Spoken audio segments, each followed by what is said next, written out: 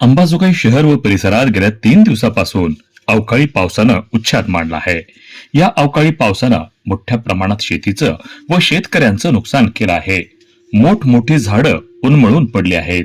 हातातोंडाशी आलेला घास या अवकाळी पावसानं हिरावून घेतला आहे. आंबा या पिकाचं मोठ्या प्रमाणात नुकसान झालंय. अंबाजोगाई तालुक्यात अवकाळी पावसाचा फटका अनेकांना बसला आहे.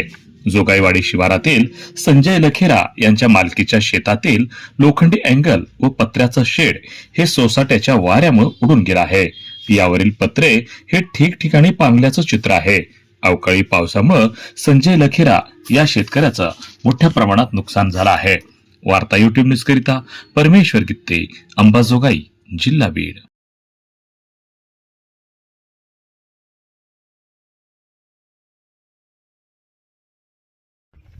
कुठं आहे?